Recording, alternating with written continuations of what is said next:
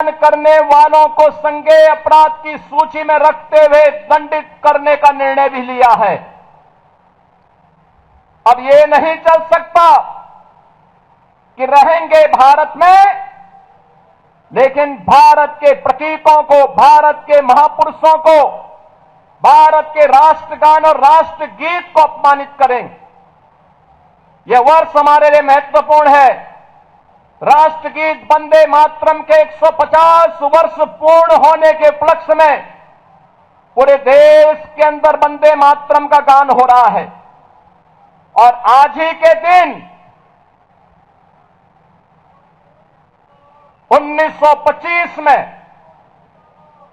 Kakori train action को उस समय के युवा पंडित राम प्रसाद बिस्मिल, ठाकुर रोशन सिंह, अस्फाउल्लाह खां, इन सब ने काकोरी ट्रेन एक्शन को अंजाम देकर के ब्रिटिशर की चूलों को हिलाने का काम किया था।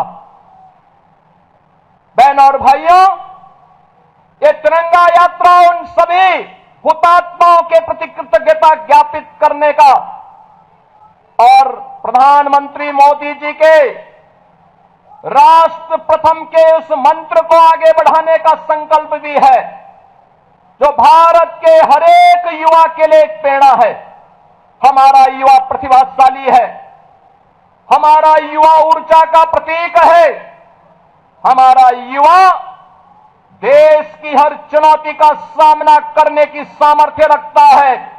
और उस सामर्थ्य के प्रतीक इस युवा ऊर्जा को आगे बढ़ने के लिए एक उचित प्लेटफॉर्म प्राप्त हो, वो अपने परंपरागत पाठ्यक्रम के साथ साथ देश और समाज की उन चुनौतियों का भी सामना करने के लिए अपने आप को तैयार कर सके।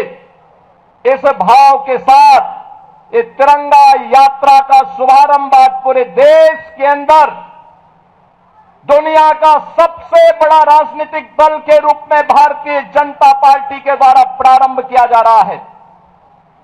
यह हमारा सौभाग्य है। प्रदेश की राजधानी में आज 25 से 30 हजार युवा इस तिरंगा यात्रा में सहभागी बन करके राष्ट्र प्रथम और तेरा वैभव अमर रहे मां, हम दिन चार न रहे के इस संकल्प को लेकर के जिन हुतात्माओं ने राष्ट्र के प्रति अपना सर्वोच्च बलिदान दिया, उन सभी के प्रति कृतज्ञता ज्ञापित कर रहा है। बहनों और भाइयों, आज का दिवस हम सबको इस बारे में प्रेरणा देता है। जो कार्य 1947 के तत्काल बाद होना चाहिए था, राष्ट्रगीत के प्रति, राष्ट्रगान के प्रति, राष्ट्र के प्रतीकों के प्रति जो भाव होना चाहिए था, आखिर उसे 75 वर्ष और क्यों लगे? कारण था, कुछ लोगों के लिए सत्ता सर्वोपरि थी, लेकिन प्रधानमंत्री मोदी जी के लिए राष्ट्र प्रथम का भाव, जिन्होंने हम सबको भारत के प्रतीकों के प्रति, भारत के युवाओं के प्रति, भारत के गरीबों के प्रति, भारत की आधी आबादी महिलाओं के लिए, भारत के अन्नदाता किसानों के लिए भी नई योजनाओं के साथ आगे बढ़ने के लिए एक उचित मंच दे करके हम सबके सामने आदर्श प्रस्तुत किया है। और उसी आदर्श की अभिव्यक्ति है आज की तिरंगा यात्रा। मैं प्रातः काल से ही रिपोर्ट ले रहा था और मुझे प्रसन्नता हुई कि 8:30 बजे 25,000 से अधिक युवाओं की उपस्थिति यहां पे हो चुकी थी और अब ये संख्या बढ़ करके 30,000 से ऊपर जा रही है।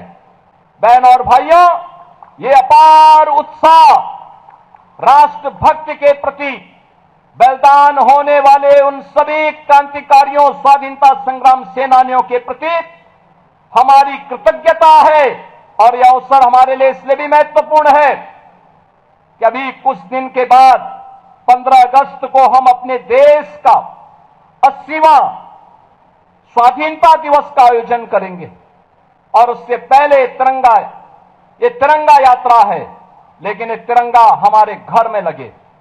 हर घर तिरंगा के संकल्प के साथ, हर घर तिरंगा के इस मंत्र के साथ, तिरंगा के मंत्र को ध्यान में रखते हुए प्रधानमंत्री मोदी जी ने आपको भी अधिकार दिया है, तिरंगा के प्रति सम्मान का भाव हो, लेकिन उसके कोड में संशोधन करके अनिवार्य कर दिया है कि आप अपने घर में पहना सकते हैं।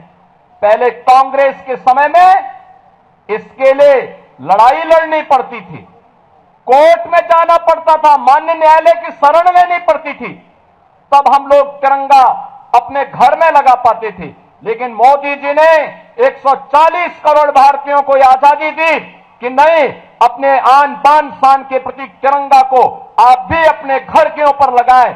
और ये भारत का स्वाधीनता दिवस के पूर्व ये तिरंगा यात्रा उसी का प्रतीक है। मैं एक बार फिर से आप सभी युवा साथियों का इस आयोजन के अवसर पर हृदय से अभिनंदन करता हूं और आप सबसे अपील करता हूं, ये यात्रा यहां से अपने निर्धारित मार्ग होते हुए यहां से विधान भवन के सामने तक पहुंचेगी। हम लोग यहां से लेकर के विधान भवन तक पूरी अनुशासन के साथ भारत माता की जय और वंदे मातरम का उद्घोष करते हुए हम वहां तक जाएंगे। बीच बीच में राष्ट्रभक्ति की धुनें भी गूंजायमान होती रहेंगी। इस संकल्प के साथ यह अनुशासन भी हमारे इन प्रतीकों के साथ झलकनी चाहिए।